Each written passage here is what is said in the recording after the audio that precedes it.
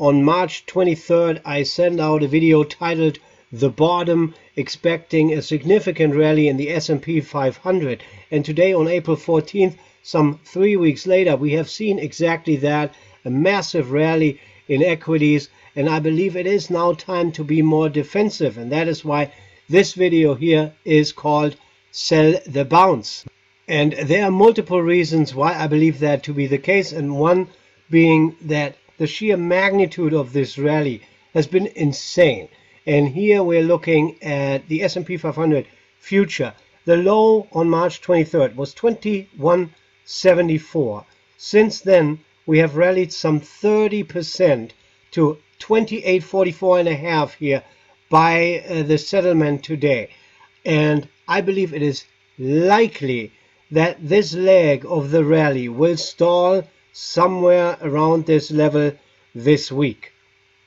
And I simply believe that the sentiment has gotten ahead of itself.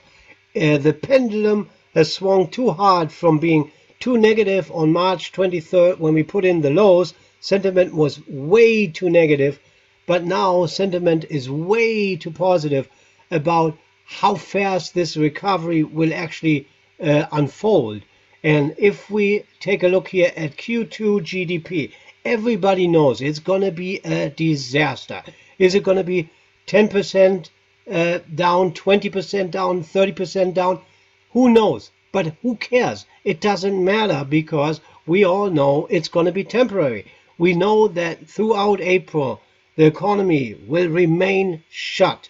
But at some point during May, parts of the economy will likely open up, and I believe it will depend on the regions, how many corona cases are in each region, and the areas that have the fewest amount of cases will open up first, and then we will go slowly across the country and open up more and more businesses over time.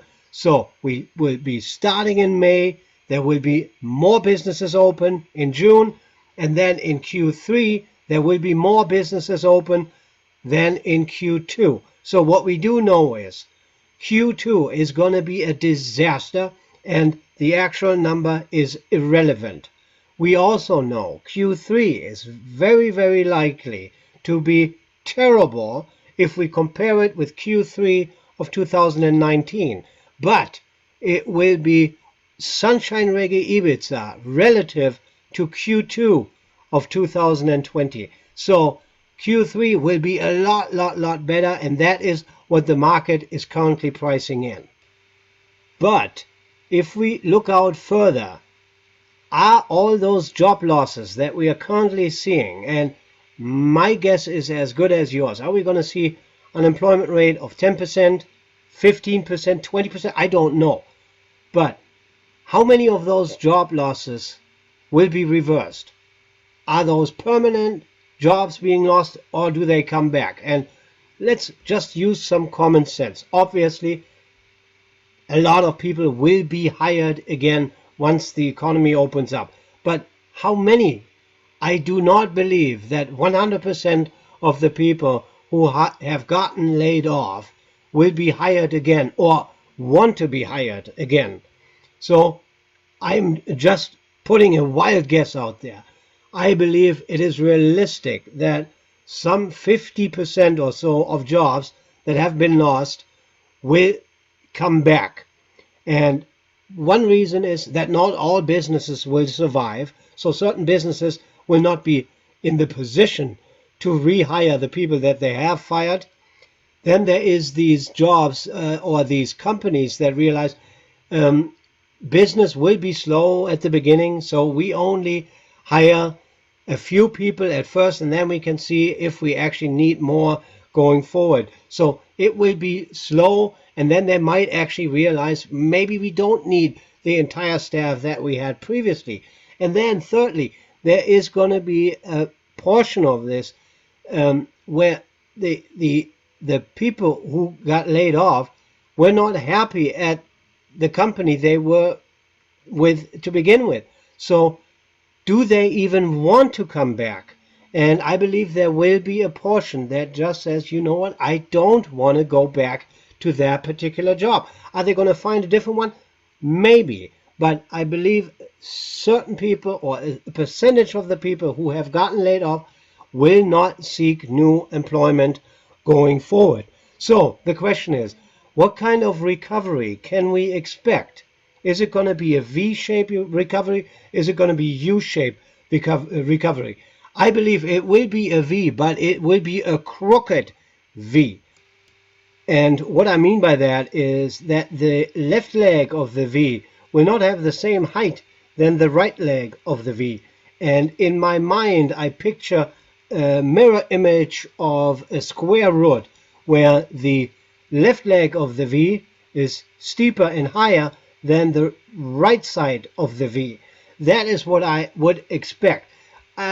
For sure, the people are going to be happy campers when they do not have to stay at home anymore and they do not have to actually converse with their spouse, because I believe a lot of people are getting very, very frustrated doing that. So what does a happy camper, when they are finally having a hall pass again and they can go out, what do these people do? What does a happy camper do? He spends a lot of money. So I believe the consumer will spend the money that he is getting, especially if it is free money that the government just gave it to them. But what does this mean long term? And here I believe we will have a problem, and that is based on the idea that some of the jobs will not come back. So I do not believe that the economy will be the same post-corona than it was pre-corona. And that is why I believe the recovery will be slow and painful. Q3 will be fine, but in Q4 we will realize that the recovery is not as simple as we probably believe right now. But we have to put things in perspective, because there's also Jay Powell and the gang. There is the Fed out there, and the Fed has a printer, and they are printing a lot of dollars there, and they will do everything in their power to not allow any defaults. Any business of any size will be bailed out, and they will stretch their mandate as far as they can stretch it. And if Congress gives them more power, they will take more power. And this is the biggest difference between the crisis that we saw 2008 and the crisis that we are seeing now. Congress has a totally different mindset now and is now more willing to let these bailouts happen. And this time it is not just businesses. I mean, back then it was just banks. Now it is businesses and it is workers that the government is willing to bail out.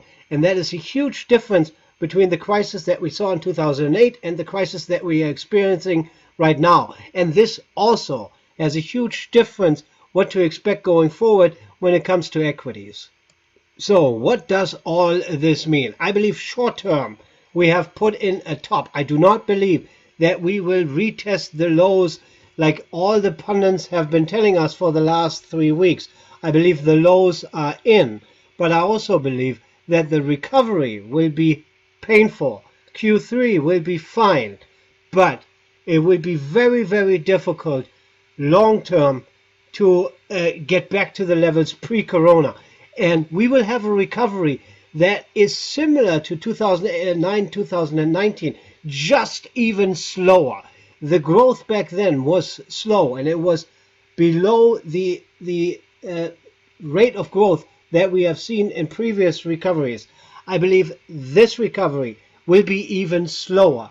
And I mentioned that the big difference between the response, the government response to the financial crisis and to the corona crisis is the money printing that we are doing. And that is why I believe this time around gold mining stocks and silver are the best sector to be in. So I believe for many months to come it makes a lot of sense to buy every weakness in gold, to buy every weakness in GDX, and to keep an eye on silver, because at some point silver will play catch up.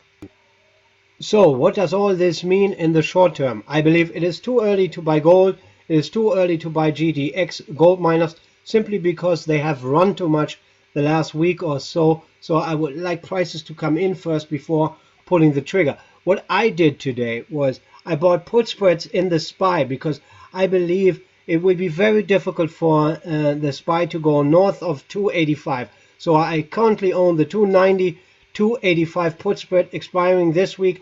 I also own puts that expire next week. And if you want to get notified whenever I put on a position, you can find more information about that on quantiyeti.com. If you have a question to me personally, you can hit me up on StockTwits. My handle is @OptionBob.